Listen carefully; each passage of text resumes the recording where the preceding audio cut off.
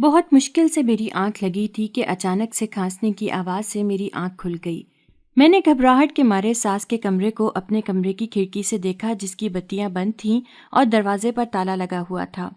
میں نے ساس کے گزر جانے کے بعد سے ہی اس دروازے پر تالا لگا دیا تھا۔ رات کے پہر نہ تو میں ساس کے کمرے کے باہر جاتی تھی اور نہ ہی اپنے بچوں کو جانے دیتی تھی۔ وجہ صرف خوف تھا۔ میرے شوہر شہر سے دور رہتے تھے اور ہفتے میں صرف 2 دن ہی گھر پر ہوتے تھے اور وہ 2 دن میرے شوہر اپنی اماں کے کمرے میں ہی گزارتے۔ مجھے بھی وہاں رہنے کا بولتے مگر میں انکار کر دیتی۔ ایک روز ان کی ضد کرنے پر میں اپنی ساس کے کمرے میں سو تو گئی مگر ساری رات مجھے اپنی ساس کے کھانسنے، رونے اور سسکنے کی آوازیں ہی سنائی دیتی رہیں۔ اگلے روز میں نے اپنے شوہر کو صاف الفاظ میں کہہ دیا کہ آج کے بعد میں کبھی بھی یہاں نہیں سویا کروں گی۔ شوہر تو حیران تھا مگر میں اس کو کیا بتاتی۔ میں نے کپڑے سے پسینہ صاف کیا اور اپنے بچوں پر ایک نظر ڈالی اور چلتے چلتے ساس کے کمرے کے باہر جا کر کھڑی ہو گئی۔ کیوں تم جا کر بھی مجھے سکون نہیں لینے دے رہی؟ اب کیا چاہتی ہو؟ کتنی مرتبہ کہہ چکی ہوں کہ میں نے وہ سب جان بوجھ کر نہیں کیا تھا، سب جانے انجانے میں ہوا تھا، مگر تم نے میرا جینا مشکل کر رکھا ہے۔ اب میں تھک گئی ہوں تمہاری روز روز کی یہ رونے کی آوازیں سن سن کر۔ بولو میں کیا کروں؟ اب بس میں نے فیصلہ کر لیا ہے، میں یہ گھر تبدیل کر کے رہوں گی۔ اب میں اس گھر میں ایک دن بھی نہیں رہوں گی۔ کل ہی تمہارے بیٹے سے بات کرتی ہوں، وہ مجھے اور ہمارے بچوں کو اپنے ساتھ اپنے شہر لے جائے، پھر اکیلی بیٹھ کر روتی رہنا، سمجھی؟ میں بند دروازے کی طرف دیکھ کر مسلسل بڑبڑا رہی تھی جب اچانک میرے کاندھے پر کسی نے ہاتھ رکھا تو میں زور زور سے چیخنے چلانے لگی، مگر جیسے ہی مڑ کر دیکھا تو سامنے میرا شوہر کھڑا تھا۔ مجھے دیکھ کر وہ کافی حیران ہوا۔ حیران تو میں بھی تھی اس کو اتنی رات کو گھر پر دیکھ کر۔ کیا ہوا ہے شبنم؟ تم اماں کے کمرے کے سامنے کھڑی اس وقت کیا کر رہی ہو؟ اور ابھی تم کچھ بڑبڑا بھی رہی تھی، کیا بات ہے؟ میں نے چہرے سے پسینہ صاف کیا، میرا سانس پھول چکا تھا، اسی لیے میں نے اپنے شوہر سے بولا کہ میں کمرے میں جانا چاہتی ہوں۔ میں کمرے میں گئی تو شوہر کہنے لگا کیا ہوا ہے؟ تمہاری طبیعت ٹھیک نہیں لگ رہی، کہو تو ڈاکٹر کے پاس چلیں؟ میں نے اپنے شوہر سے بولا کہ نہیں، اس کی ضرورت نہیں ہے، میں ٹھیک ہوں، نہ جانے کیا ہو گیا تھا مجھے اچانک سے، لیکن تم اس وقت کہاں سے آ رہے ہو؟ میں نے اپنے شوہر سے حیرت سے بھرا سوال کیا تو وہ کہنے لگا کہ بس دل چاہ رہا تھا گھر آنے کو، کل بھی تو صبح صبح آنا تھا، اسی لیے میں ابھی آ گیا۔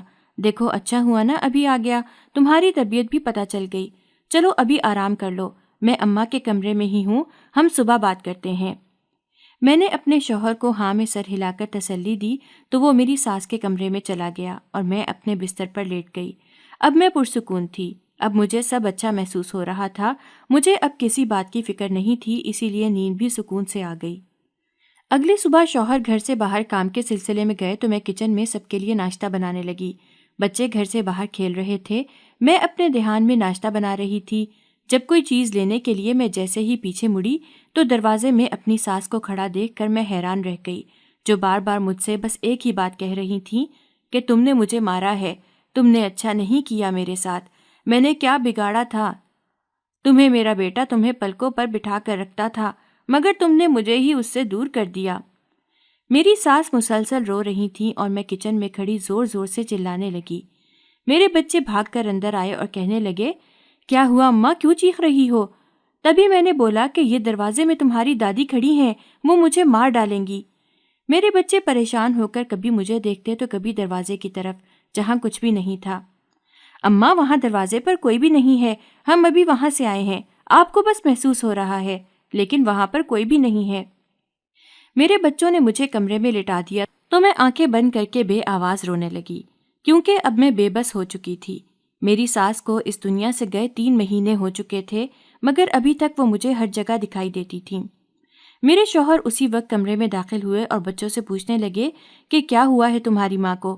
تبھی بچوں نے کہہ دیا اماں ڈر گئی ہیں، جب سے دادی اس دنیا سے گئی ہیں اماں ہر بات پر ڈر جاتی ہیں۔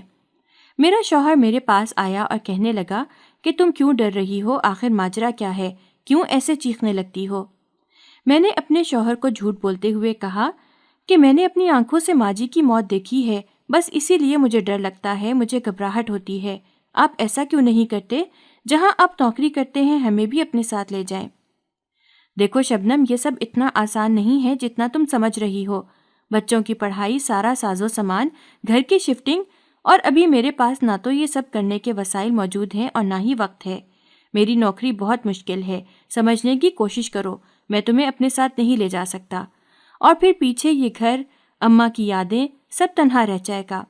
ہفتے بعد آ کر اگر میں اپنی اماں کو محسوس کر لیتا ہوں جو مجھے ان کی زندگی میں ہی محسوس کر لینا چاہیے تھا، تو آج ایسے پچھتا نہ رہا ہوتا۔ مجھے لگا میرا شوہر مجھے تانے مار رہا ہے، تبھی میں پھر سے رونے لگی تو اب کی مرتبہ میرا شوہر کچھ غصے اور چڑچڑے پن کی حالت میں لگ رہے تھے۔ تبھی وہ کہنے لگے، ایک تو تم ہر بات پر رونے نہ جانے کیوں لگ جاتی ہو، مجھے تمہارا بیجا رونا بہت غصہ دلاتا ہے، اسی لیے تمہیں سمجھاتا ہوں کہ ہر وقت روتی مت رہا کرو۔ چلو شاباش، اٹھ کر ناشتہ کرو، اور اس ٹاپک پر اب بچوں کے سامنے کوئی بات نہ کرنا، اپنا موڈ ٹھیک کرو اور چلو ناشتہ کرتے ہیں۔ میرا شوہر کمرے سے گیا تو کمرے میں میرے علاوہ کوئی موجود نہیں تھا۔ میں سوچ کر رہ گئی کہ آخر میرے سے یہ سب کیوں ہوا۔ میری ساس نے کبھی مجھے تکلیف نہیں دی تھی، میری کوئی نند یا کوئی اور رشتہ بھی نہیں تھا، میں اپنی مرضی سے سب کام کرتی تھی، لیکن پھر بھی میں نے اپنی ساس کے ساتھ بہت برا کیا۔ مگر اب مجھ میں اتنی ہمت نہیں تھی کہ میں یہ سب کچھ برداشت کر پاتی جو میرے ساتھ ہو رہا تھا۔ میں اٹھ کر اپنے شوہر کے پاس گئی تو میرا شوہر ناشتہ لگا چکا تھا اور نہ جانے بچوں کے ساتھ کیا باتیں کر رہا تھا جو میرے جاتے ہی خاموش ہو گیا۔ مجھے بہت عجیب لگ رہا تھا۔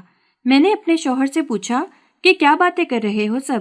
تو میرا شوہر کہنے لگا، کچھ نہیں، بس ایسے ہی، تم بیٹھو اور ناشتہ کرو، اس کے بعد میں تمہیں ایک دوائی دوں گا، اس کو کھا لینا، اس سے تمہیں جسمانی اور ذہنی سکون ملے گا۔ میں نے حیرت اور بے یقینی سے اپنے شوہر کی طرف دیکھا اور اس سے کہا، تمہیں کیا لگتا ہے کہ میں جسمانی یا ذہنی طور پر بیمار ہوں؟ میرا شوہر ایک دم گڑبڑا گیا اور کہنے لگا، نہیں نہیں، میں نے ایسا کب کہا، میں تو بس تمہاری فکر کر رہا ہوں اور چاہتا ہوں کہ تم بالکل ٹھیک ہو جاؤ اور اپنے گھر پر توجہ دو۔ میں تو 2 دن بعد واپس چلا جاؤں گا، مگر تمہیں ابھی یہاں پر ہی رہنا ہے، بچوں کی دیکھ بھال بھی کرنی ہے، اور پھر یہ سب کچھ تو تم تبھی کر سکتی ہو نا جب تم خود ٹھیک ہوگی۔ میں نے اپنے شوہر سے کہا کہ میں بالکل ٹھیک ہوں۔ نہ جانے کیوں شوہر کی بات مجھے بہت چبھ رہی تھی۔ میں نے بے دلی سے ناشتہ کیا مگر شوہر کو کچھ نہ کہا، کیونکہ میں انہیں اپنے لیے بدگمان نہیں کرنا چاہتی تھی۔ میں نہیں چاہتی تھی کہ بے وجہ گھر میں کسی قسم کی کوئی لڑائی جھگڑا ہو۔ شوہر نے تو ویسے بھی 2 دن بعد واپس چلے جانا تھا۔ 2 دن ایسے ہی گزر گئے۔ میرا شوہر مجھے روز وہ دوا دینے لگا۔ میں وہ دوا کھا کر پرسکون ہو کر سو جایا کرتی تھی اور پھر شام کے وقت میری آنکھ کھلتی۔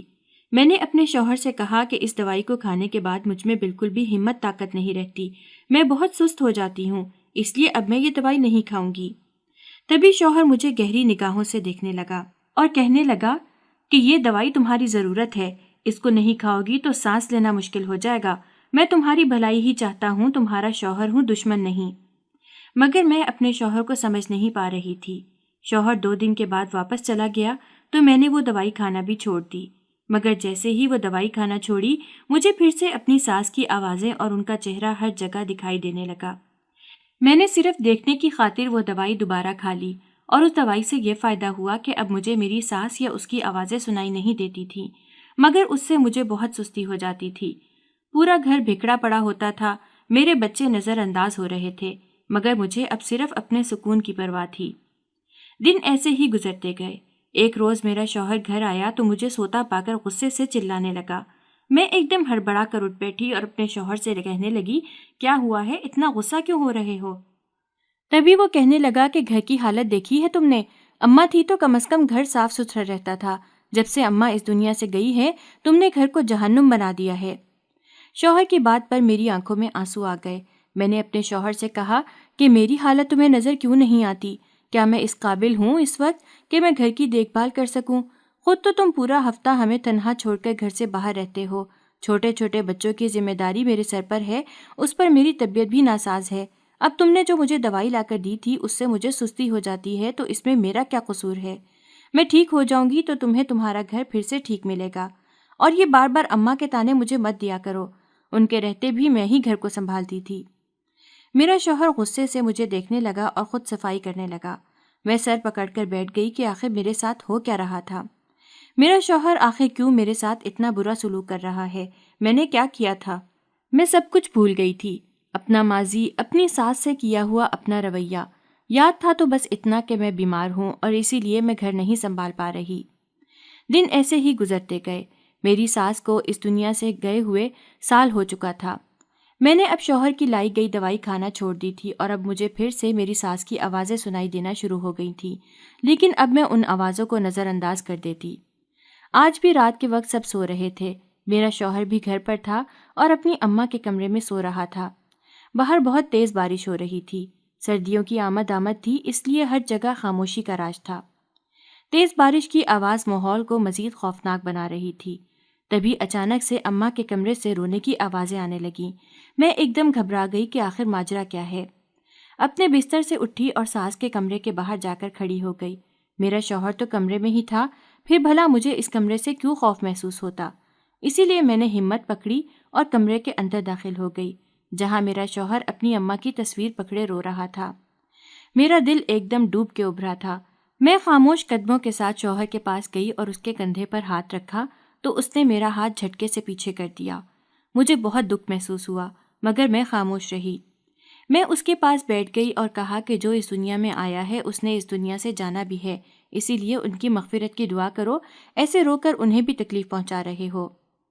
میرا شوہر لال انگارہ آنکھوں سے مجھے دیکھنے لگا اور کہنے لگا، تمہیں اس بات سے کیا فرق پڑتا ہے کہ میری ماں کو تکلیف پہنچتی ہوگی؟ میں نے جھٹکے سے اپنے شوہر کی طرف دیکھا۔ اس کی آنکھوں میں نہ جانے کیا کچھ تھا۔ میں ایک دم گھبرا گئی، جیسے میری اصلیت سب کے سامنے آ جائے گی۔ میں نے اپنے شوہر سے کہا، کیوں نہیں ہوگی؟ آخر کو ان سے میرا بھی تو کوئی رشتہ تھا۔ تبھی میرا شوہر طنزیہ ہنسنے لگا اور کہنے لگا، تمہارے منہ سے ایسی باتیں اچھی نہیں لگتی۔ میں حیرت اور بے یقینی سے اپنے شوہر کی طرف دیکھ رہی تھی۔ بھلا اس بات کا کیا مطلب تھا؟ میں نے اپنے شوہر سے کہا کہ آخر تم کہنا کیا چاہتے ہو؟ میرا شوہر ایک دم خاموش ہو گیا اور کہنے لگا، کچھ نہیں، تم جاؤ یہاں سے، ابھی مجھے اکیلا رہنے دو۔ میں خاموشی سے وہاں سے آ گئی، مگر ساری رات میں سو نہ سکی۔ بس ایک ہی خوف تھا کہ کہیں میرے شوہر کو کچھ پتہ تو نہیں چل گیا، مگر اسے کیسے کچھ پتہ چل سکتا تھا؟ میں نے تو سارے ثبوت مٹا دیے تھے اور کوئی بھی ایسی بات یا ثبوت باقی نہیں رہا تھا جو میرے خلاف ہوتا۔ پھر بھلا میرے شوہر کو ہوا کیا تھا؟ وہ کیوں مجھ سے ایسے کھچا کھچا رہتا تھا؟ اور یہ بھی ابھی جا کر ایسے رویہ اختیار کر رہا تھا، ورنہ ساس کو مرے تو اب سال گزر چکا تھا، اور جس روز ساس کا انتقال ہوا تھا اس روز میرا شوہر بھی دوسرے شہر میں تھا۔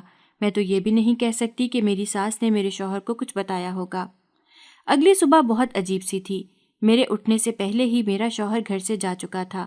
اس کا بیگ بھی گھر پر موجود نہیں تھا، جبکہ ابھی اس کی 2 چھٹیاں باقی تھیں۔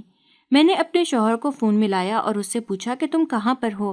تبھی وہ کہنے لگا کہ ایک اہم کام کی وجہ سے مجھے واپس دفتر آنا پڑا ہے۔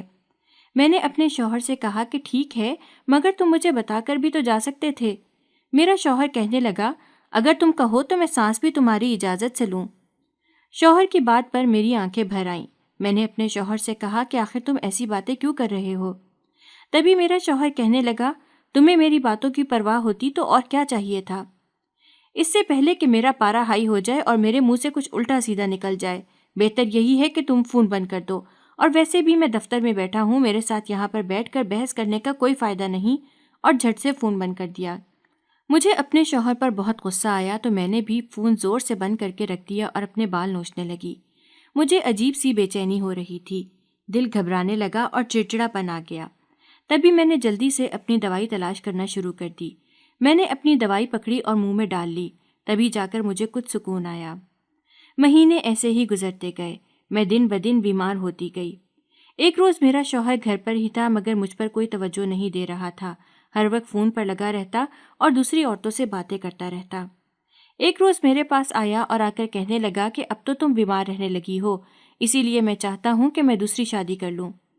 یہ الفاظ سن کر میرے رونگٹے کھڑے ہو گئے۔ میں نے اپنے شوہر سے کہا کہ یہ ظلم مجھ پر مت کرو، میں کون سا ساری عمر کے لیے بیمار ہوئی ہوں؟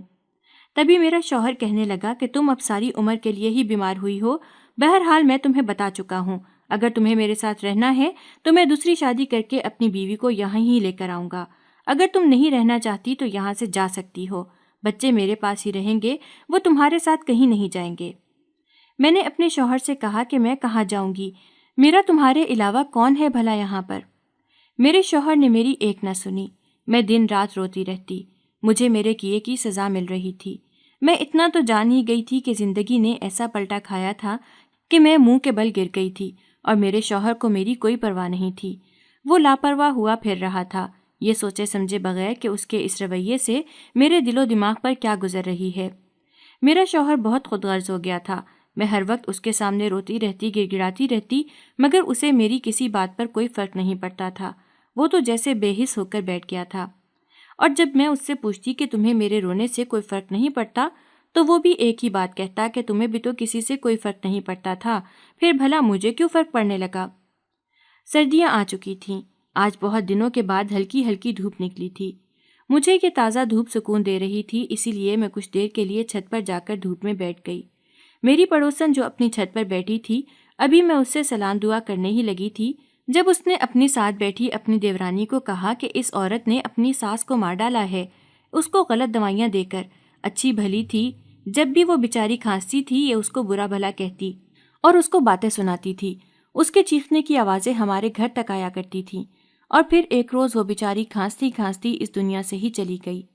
میں نے جب ان عورتوں کی بات سنی تو میرے رونگٹے کھڑے ہو گئے۔ میں نے جھٹکے سے ان کی طرف دیکھا تو وہ مجھ سے نظریں چرانے لگیں۔ میں نے اپنے کانوں پر زور سے ہاتھ رکھ لیا، مجھ سے حقیقت شاید برداشت نہیں ہو رہی تھی۔ میرے لیے یہ بہت بڑی بات تھی، میں جس چیز سے بھاگ رہی تھی وہی میرے سامنے آیا۔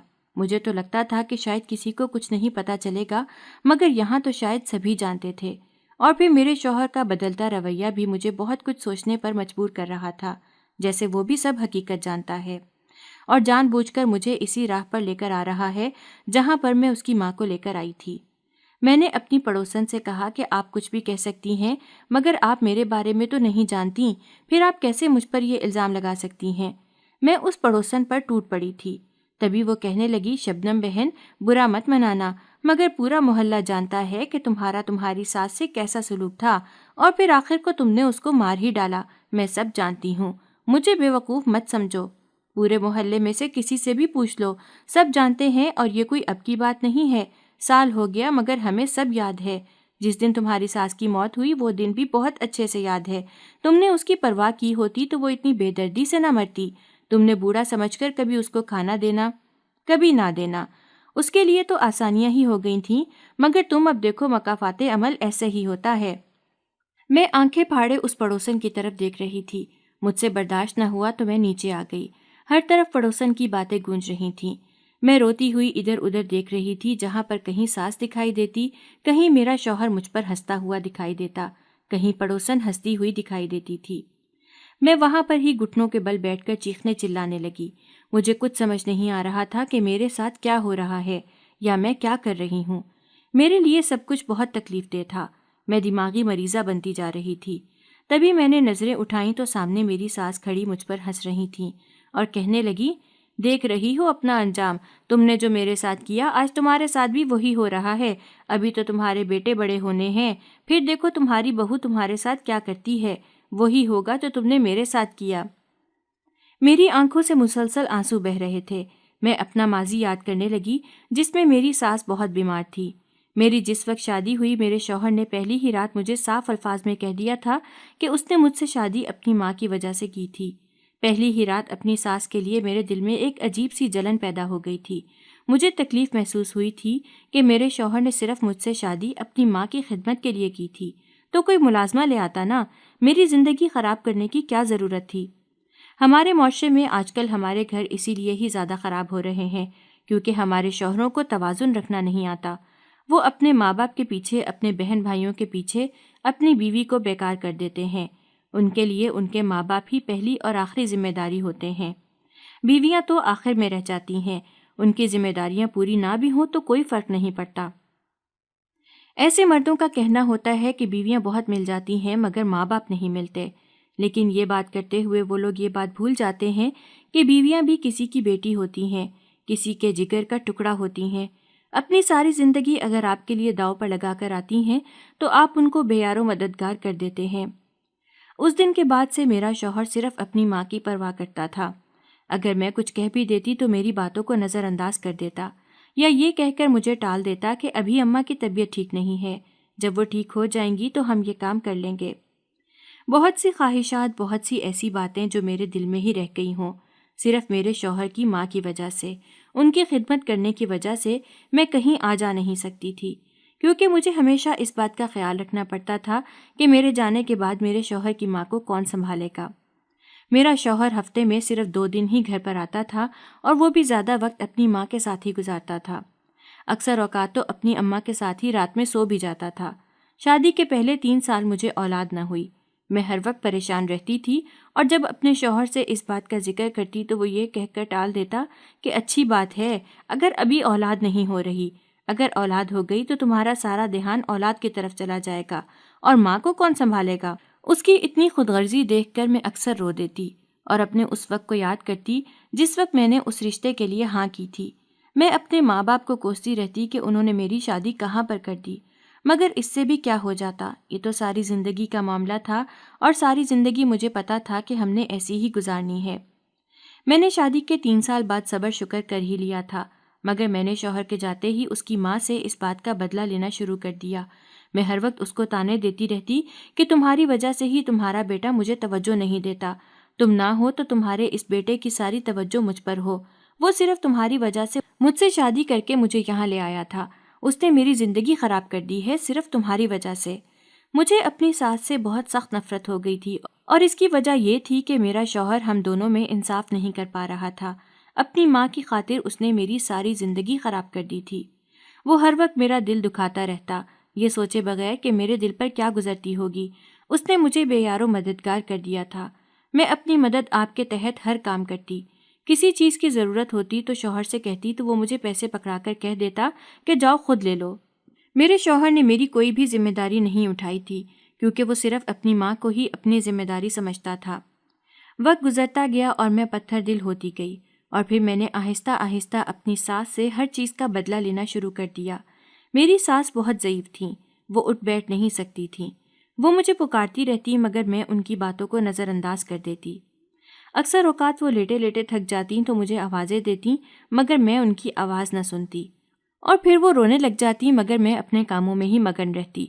شوہر کا فون آتا تو وہ مجھ سے پوچھتا تو میں اسے کہہ دیتی کہ تمہاری ماں بالکل ٹھیک ہے، میں اس کا بہت خیال رکھتی ہوں، مگر اب وہ دن بدن بہت بیمار ہوتی جا رہی ہے۔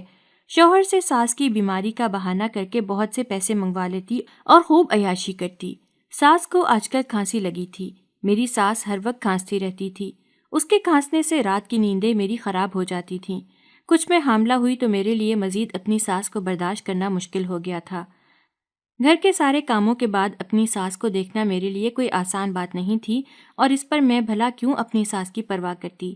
میرے شوہر نے میرے ساتھ جو کیا اس کے بعد میں اپنی ساس کا چہرہ بھی نہیں دیکھنا چاہتی تھی۔ میں ہر وقت اپنی ساس کو بددعائیں دیتی رہتی اور کہتی کہ تم دیکھنا تمہیں سکون کی موت نہیں آئے گی، اسی لیے تم دیکھنا میں تمہارا وہ حال کروں گی کہ تم یاد رکھو گی۔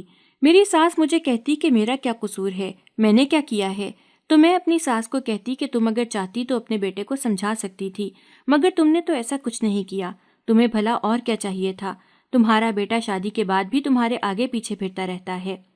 میری ساس کہنے لگی کہ تم غلط سمجھ رہی ہو، میں اٹھنے بیٹھنے سے قاصر ہوں، وہ بس میری دیکھ بھال کرتا ہے۔ میں نے ساس کو غصے سے جھنجھوڑ کر رکھ دیا اور کہا کہ تمہارے کہنے کا کیا مطلب ہے، میں تمہاری دیکھ بھال نہیں کرتی، زندگی کے 4 سال تم نے میرے ضائع کر دیے، ابھی بھی تمہیں مجھ سے شکوے شکایتیں ہیں، تم ہی اپنے بیٹے کے کان بھرتی ہوگی، اسی لیے وہ مجھ سے دور دور رہتا ہے۔ اور پھر جب ساس زیادہ کھانستی تو میں اس کے کمرے کا دروازہ بند کر دیتی اور باہر سے تالا لگا دیتی۔ میرا پہلا بیٹا ہوا تھا مگر ساس بھوکی رہ رہ کر ہڈیوں کا ڈھانچہ بن گئی تھی۔ میرا شوہر مجھے کہنے لگا کہ اگر تم میری ماں کا خیال رکھتی ہوتی تو اس کی آج یہ حالت نہ ہوتی۔ میں نے اپنے شوہر سے کہا کہ میں اس سے زیادہ تمہاری ماں کا خیال نہیں رکھ سکتی، مجھے اپنے بچے کی بھی دیکھ بھال کرنی ہوتی ہے، اس پر میری بھی طبیعت ٹھیک نہیں رہتی، تم بھی تو میری باتوں کو سمجھو، مجھے سمجھنے کی کوشش کرو، ہمیشہ تمہیں اپنی ماں ہی دکھائی دیتی ہے، کبھی میری تکلیف کو بھی سمجھنے کی کوشش کرو، مگر تم ایسا کیوں کرو گے، تمہیں تو یہ سب کچھ کرنا سکھایا جو نہیں گیا۔ میرا بیٹا 3 مہینے کا ہو چکا تھا، میں نے ابھی ڈرامہ لگایا ہی تھا کہ میری ساس کھانسنے لگی۔ پہلے تو میں اپنی ساس کو نظر انداز کرتی رہی اور ہنس ہنس کر ڈرامہ دیکھتی رہی۔ آج میں ڈرامہ دیکھ رہی تھی جبکہ ساس کے بار بار کھانسنے کی آواز سے مجھے غصہ آنے لگا تھا۔ میں غصے سے ساس کے کمرے میں گئی اور ساس کو برا بھلا کہنے لگی، کیا تکلیف پڑ گئی ہے اب تمہیں، کیوں مجھے سکون کا سانس نہیں لینے دیتی، اگر سارے دن کے بعد اب میں بیٹھ ہی گئی ہوں تو تم نے میرا جینا محال کر دیا ہے، آخر تم چاہتی کیا ہو، کیوں مجھے سکون سے جینے نہیں دیتی۔ میں نے ساس کے چہرے پر 2 تھپڑ رسید کیے، اس کو جھنجھوڑا اور ساس کو گالیاں دیں تو ساس دوائی مانگتے رونے لگی۔ بیٹی مجھے دوائی دے دو، میرا گلا بہت درد کر رہا ہے۔ میں نے غصے سے تلملا کر اس کا گلا پکڑ کر دبا دیا اور کہا، اتنا گلا درد کر رہا ہے تو دبا ہی نہ دوں۔ میری ساس کہنے لگی، خدا کے قہر سے ڈرو، کل کو تمہیں بھی ساس بننا ہے، تمہارے بیٹوں کی بھی شادیاں ہوں گی، تمہاری بہو بھی تمہارے ساتھ یہ سلوک کریں گی، کیا تم یہ برداشت کر پاؤ گی؟ میں نے ساس سے کہا، تم مجھے بددعائیں دے رہی ہو، تمہاری بددعائیں مجھ پر کوئی اثر نہیں کریں گی، تم نے میرے ساتھ جتنا ظلم کرنا تھا کر لیا، بس اب میرا ظلم ہوگا اور تم ہوگی۔ بہت شوق ہے نا تمہارے بیٹے کو تمہاری خدمتیں کروانے کا، اب میں تمہاری خدمتیں کروں گی اور ساری دنیا دیکھے گی۔ میں نے غصے اور بے دہانی میں ساس کو جو دوائی دی وہ ایکسپائر نکلی۔ شام کے بعد میں دوبارہ ساس کے کمرے میں نہ گئی، مگر ساس کی بھی کوئی آواز نہ نکلی تو میں نے سکون کا سانس لیا۔ مجھے لگا کہ شاید دوائی کا اثر ہے، اسی لیے خاموش بیٹھی ہے۔ میں پرسکون نیند سو گئی، مگر رات کے آدھے پہر مجھے عجیب سی بے چینی محسوس ہونے لگی، جیسا کچھ بہت برا ہونے والا ہے۔ میری بے چینی کی وجہ سے آنکھ کھل گئی تو میں نے پانی کا گلاس بھر کر پیا اور انجانے میں ہی میری نظر ساس کے کمرے کی طرف گئی جو بند تھا۔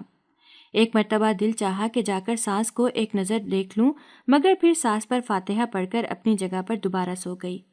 اگلے دن بھی جب ساس کی آواز نہ آئی تو مجھے کافی حیرت ہوئی، کیونکہ میری ساس صبح سویرے ہی اٹھ کر شور مچا دیتی تھی کہ اس کو بھوک لگی ہے، اس کو کھانا چاہیے۔ پہلے سوچا کہ اس کا ناشتہ بنا کر ساتھ ہی کمرے میں لے جاتی ہوں، مگر پھر دل میں آئے خیال پر لبیک کہتے ہوئے میں ساس کے کمرے میں گئی اور کمرے میں جا کر دیکھا تو معلوم ہوا ساس فوت ہو گئی ہے۔ ساس بالکل بھی ہل نہیں رہی تھی، اس کا سانس بھی نہیں چل رہا تھا۔ میں چہرے پر ہاتھ رکھے آنکھیں پھاڑے ساس کو دیکھ رہی تھی، مگر ابھی آدھی رات کو تو وہ بالکل ٹھیک تھی۔ اور پھر ساس کے منہ سے نکلنے والی جھاگ نے بھی مجھے پریشان کر دیا تھا۔ میں نے ساس کا چہرہ ہلایا، مگر ساس نے جب کوئی حرکت نہ کی تو میں سر پکڑ کر بیٹھ گئی۔ میری نظر اچانک ساتھ والی ٹیبل پر پڑی دوائیوں پر گئی۔ میں نے دوائی اٹھا کر دیکھی تو میری آنکھیں پھٹی کی پھٹی رہ گئیں، کیونکہ دوائیاں تو ایکسپائر ہو چکی تھیں۔ میں سر پکڑ کر بیٹھی ہوئی تھی، اب میں کیا کرتی؟ مگر میں نے جلدی جلدی دوائیاں اٹھائیں اور ان کو ڈسٹ بین میں پھینک دیا۔ میں نے ثبوت مٹا دیے اور جلدی سے شوہر کو فون کر کے اسے یہ خبر پہنچا دی کہ اماں اس دنیا میں نہیں رہیں۔ میرا شوہر روتے ہوئے گھر پہنچا تو میں بھی مگر مچ کے آنسو بہانے لگی تاکہ میرے شوہر کو شک نہ ہو اور وہ مجھے مجرم نہ سمجھے۔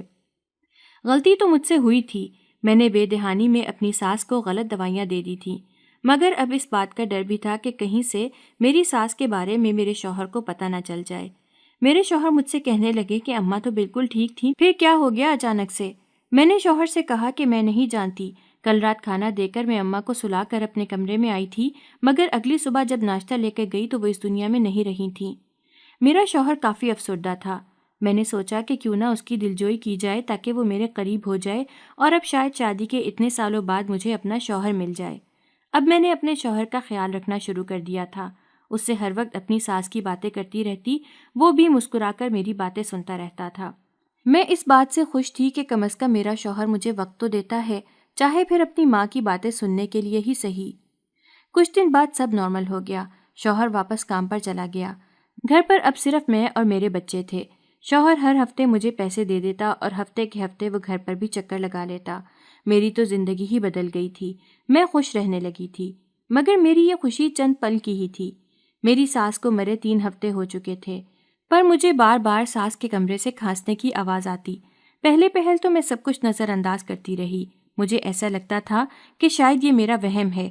ہر وقت ساس کے کھانسنے کی آواز سن کر اب میرے دماغ میں ساس کے کھانسنے کی آوازیں ہی گونجتی ہیں، مگر یہ میرا وہم نہیں تھا۔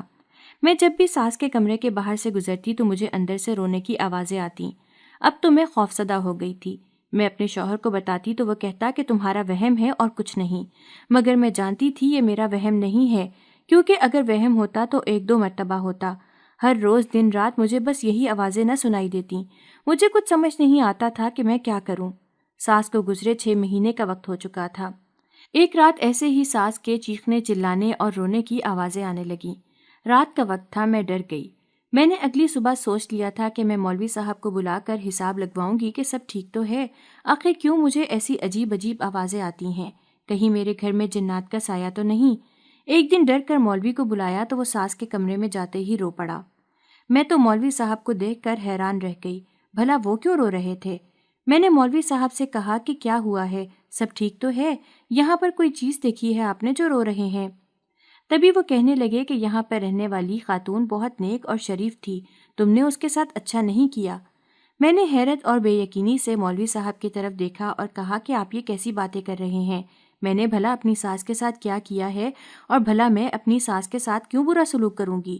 مگر میں مولوی صاحب سے بات کرتے ہوئے نظریں چرا رہی تھی۔ مولوی صاحب نے میری طرف دیکھا اور کہنے لگا کہ میں کچھ نہیں کر سکتا۔ بولا، تو نے جو ظلم کیا ہے تجھے اللہ کے عذاب سے کوئی نہیں بچا سکتا۔ ڈر اب اس وقت سے جب تجھ پر بھی یہی وقت آئے گا اور تیری بھی کوئی پرواہ نہیں کرے گا۔ میں نے مولوی صاحب سے کہا کہ آپ تو کچھ نہیں جانتے، میری ساس نے جو میرے ساتھ کیا، میں اگر آپ کو بتاؤں تو آپ مجھے ہی ٹھیک سمجھیں گے۔ مولوی صاحب کہنے لگے، اس نے جو کیا اگر تو جان جاتی تو کبھی بھی اپنی ساس کے ساتھ یہ سلوک نہ کرتی۔ میں شروع سے ہی یہاں پر مسجد میں ہوتا ہوں، ہر گھر کے بارے میں سب کچھ جانتا ہوں۔ وہ تو اتنی نیک خاتون تھی، اس کی کوئی بھی اولاد نہیں تھی، یہ بیٹا بھی اس نے لے کر پالا ہوا تھا، مگر اس بیٹے نے اپنی ماں کی بہت خدمت کی۔ مولوی کی بات سن کر میں حیران رہ گئی۔ یہ بات تو مجھے پتہ ہی نہیں تھی کہ میرا شوہر میری ساس کا سگا بیٹا نہیں تھا، مگر وہ جس طرح اپنی اماں کے ساتھ رہتا تھا کہیں سے نہیں لگتا تھا کہ وہ اپنی ماں کا سوتیلا بیٹا ہے۔ مولوی کہنے لگا کہ اب یہ آوازیں ساری زندگی تمہارا پیچھا کریں گی، تمہارے ضمیر کو خود سکون نہیں آئے گا، تم کبھی بھی سکون حاصل نہیں کر پاؤ گی، تم ہمیشہ تڑپتی رہو گی، اور پھر ایک روز تمہاری بہو بھی تمہارے ساتھ یہ سلوک کرے گی اور پھر تمہاری بھی ایسے ہی موت ہوگی۔ ڈرو اب اللہ کے قہر سے، اس کے عذاب سے ڈرو، اور ڈرو اس وقت سے جس میں اللہ تمہاری رسی کھینچ لے گا اور تمہیں منہ کے بل گرنا پڑے گا۔ مولوی تو چلا گیا، پر میں نے گھر بدلنے کا فیصلہ کیا۔ میں گھر بدلنا چاہتی تھی، میں اس روز روز کے جھنجھٹ سے چھٹکارا حاصل کرنا چاہتی تھی۔ میں نہیں چاہتی تھی کہ میں اب مزید اپنے دماغ پر کوئی اثر لوں، پر اس سے پہلے ہی میرے شوہر نے صاف الفاظ میں مجھے کہہ دیا کہ میں یہ گھر تبدیل نہیں کروں گا، تمہیں یہاں پر ہی رہنا ہوگا۔ میں سب سوچتے ہوئے گھٹنوں سے سر اٹھایا تو میرا شوہر دوسری عورت کے ساتھ سامنے کھڑا تھا۔ میں نے بے یقینی سے اپنے شوہر کو دیکھا تو وہ کہنے لگا، کیسا لگ رہا ہے میری دوسری بیوی کو دیکھ کر؟ میں نے اپنے شوہر کو گریبان سے پکڑ لیا اور کہا کہ تم آخر کیوں اتنے ظالم ہو گئے ہو، کیوں میرے ساتھ ایسا کر رہے ہو؟ تبھی میرا شوہر کہنے لگا کہ تمہیں تب ترس کیوں نہیں آیا جب میری ماں ایسے ہی تڑپتی رہی اور تم نے اس کی آہو بکا ہمیشہ کے لیے بند کر دی، اس کو ایکسپائر دوائیاں دے کر؟ تب تمہیں اس پر ترس کیوں نہیں آیا؟ تم جانتی ہو میری ماں نے مجھے کس طرح پالا تھا، باپ کے بنا ایک بچے کو پالنا آسان نہیں تھا۔ میں نے تم سے کیا مانگا تھا؟ بس یہی کہ میری ماں کا خیال رکھنا، مگر تم نے اس کو بھی انا کا مسئلہ بنا لیا۔ تم ایک مرتبہ مجھ سے کہتی تو صحیح کہ تم سے یہ سب نہیں ہوتا، میں ملازمہ رکھ لیتا، مگر تم نے کبھی مجھے صاف الفاظ میں یہ کہا ہی نہیں کہ میری ماں تم پر بوجھ ہے۔ مگر خیر غلطی میری بھی تھی، مجھے بھی تمہاری باتوں کو سمجھنا چاہیے تھا، لیکن اب تم ہمیشہ ہمیشہ کے لیے آزاد ہو، تمہارا جو دل چاہتا ہے وہ کرو۔ مجھے ہمیشہ افسوس رہے گا کہ میں نے تمہاری زندگی کے اتنے سال برباد کر دیے، مگر تم فکر مت کرو، میں تمہیں ان سالوں کے پیسے ادا کر کے ان کا ازالہ کروں گا۔ تمہارا جو دل چاہے گا وہ کرنا، ہر روز بازار جانا، اپنے لیے نت نئے کپڑے خریدنا، جو دل میں آئے گا وہ کھانا، تمہیں کوئی نہیں روکے گا۔ اس گھر کی ذمہ داری بھی تمہاری نہیں ہے، تم یہاں پر رہ سکتی ہو، جب دل چاہے آ سکتی ہو، جب دل چاہے جا سکتی ہو۔ اس گھر کو سنبھالنے کے لیے میں ایک گھریلو خاتون لے آیا ہوں، لیکن افسوس اس بات کا ہے کہ کاش میں اس کو اسی وقت لے آتا جب میں تمہیں لے کر آیا تھا، مگر کوئی بات نہیں، دیر آید درست آید۔ میری ماں کی زندگی اتنی ہی لکھی تھی، تم اب چاہو تو وہ دوائیاں کھانا بھی بند کر سکتی ہو۔ میں تو بس تمہیں اس بات کا احساس دلانا چاہتا تھا کہ تم نے میری ماں کے ساتھ جو کیا، اگر تمہارے ساتھ ہو تو کیسا رہے گا، مگر میں وہ سب نہیں کر سکتا جو تم نے کیا، نہ تو مجھ میں اتنا ظرف ہے اور نہ ہی میں اتنا پتھر دل ہوں۔ خیر وقت ہمیشہ ایک جیسا نہیں رہتا، میں تمہیں طلاق نہیں دینا چاہتا کیونکہ تم بھی میری ذمہ داری ہو۔ اب میری ماں کے بعد ایک تم ہو اور ایک میری دوسری بیوی ہے جو میری ذمہ داریاں ہیں، تمہارے ساتھ میرے بچے بھی جڑے ہیں۔ میں تمہیں اگر طلاق دے کر گھر بھیج دوں گا تو میرے بچے برباد ہو جائیں گے، اس لیے میں تمہیں برداشت کروں گا اس گھر میں۔ اتنا کہہ کر میرا شوہر اپنی دوسری بیوی کے ساتھ کمرے میں چلا گیا اور میں اپنے خالی ہاتھ دیکھتی رہ گئی۔ میرے شوہر کا قصور یہ تھا کہ وہ اپنی ماں اور مجھ میں توازن نہیں کر سکا، مگر اگر میں چاہتی تو میں کچھ عرصہ اپنی زندگی کو برباد کر کے پھر اپنی زندگی کو سنوار سکتی تھی۔ وہ کہتے ہیں نا، کچھ پانے کے لیے کچھ کھونا پڑتا ہے، مگر میں صرف پانا چاہتی تھی، کھونے کے لیے میرے پاس کچھ تھا ہی نہیں۔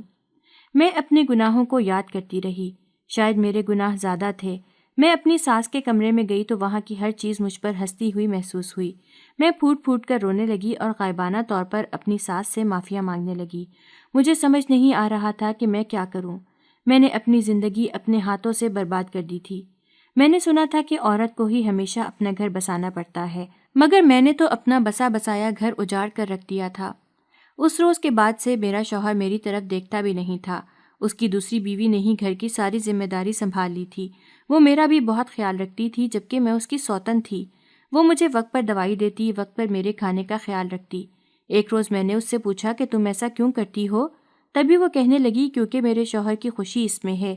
وہ چاہتے ہیں کہ میں تمہارا خیال رکھوں تاکہ ان کو اس بات کا افسوس ختم ہو جائے کہ انہوں نے شادی کے اتنے سال تمہارے ساتھ ظلم کیا، تم پر بوجھ ڈالے رکھا۔ اب وہ تمہارے احسان کا بدلہ اتارنا چاہتے ہیں۔ تم نے جو ان کی اماں کی خدمت کی وہ اس کا بدلہ اتارنا چاہتے ہیں۔ میں نے اپنی سوتن سے کہا کہ وہ تمہاری سنیں گے، ان سے کہو کہ وہ مجھے معاف کر دیں۔ میں نے صرف ان کی محبت پانے کے لیے، ان کا وقت پانے کے لیے یہ سب کیا۔ میں جانتی ہوں میں غلط ہوں، مگر کیا وہ مجھے معاف نہیں کر سکتے؟ وہ تمہاری بات مان لیں گے۔ میں نے اپنی سوتن سے کہا کہ کاش میرے پاس بھی تمہارے جتنا ظرف ہوتا اور مجھے بھی اس بات کا خیال ہوتا کہ میرے شوہر کی خوشی کس چیز میں ہے۔ میں نے تو ہمیشہ اپنی ہی خوشی کا دھیان رکھا، لیکن اگر میں نے بھی تمہاری طرح سوچا ہوتا تو آج میں اپنے گھر میں خوش باش ہوتی۔ ساس کی زندگی تو اتنی ہی تھی جتنی وہ لکھوا کر لائی تھیں۔ وہ میں نے روتے ہوئے بھی گزار دی۔ اگر میں چاہتی تو میں ہنستے ہوئے بھی گزار سکتی تھی اور شاید آج اپنے شوہر کی پسندیدہ بیوی بن جاتی۔ بس تم سے ایک ہی درخواست ہے کہ تم میرے شوہر سے کہو کہ وہ مجھے معاف کر دیں۔ وہ جس طرح کہیں گے میں ویسے ہی کروں گی۔ بس ایک موقع مجھے دے دیں۔ مرنے والے سے بھی اس کی آخری خواہش پوچھی جاتی ہے، کیا یہ مجھ سے آخری خواہش نہیں پوچھ سکتے؟ میں سوتن سے بات کرتے کرتے جیسے ہی نظر اٹھائی تو میرا شوہر دروازے میں کھڑا مجھے ہی دیکھ رہا تھا۔ میری آنکھوں سے آنسو بہہ رہے تھے۔ میں نے اپنے ہاتھوں کو جوڑ لیا۔ میری سوتن مجھے اور شوہر کو چھوڑ کر کمرے سے باہر چلی گئی۔ میرا شوہر میرے پاس آیا اور آ کر کہنے لگا، جاؤ میں نے تمہیں معاف کر دیا۔ میں امید کرتا ہوں کہ تم اپنے بیٹوں کی تربیت ایسی نہیں کرو گی۔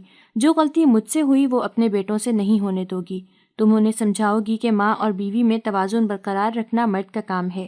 میں بھی تم سے معافی مانگتا ہوں کہ میں نے تمہاری زندگی کو مشکل بنا دیا۔ آج میں خوش تو نہیں، مگر پرسکون زندگی گزار رہی تھی۔ ہر وقت اللہ کی عبادت میں لگی رہتی۔ ساس کے کمرے کو اپنا کمرہ بنا لیا تھا اور اپنا کمرہ خوش دلی سے اپنی سوتن اور اپنے شوہر کو دے دیا تھا۔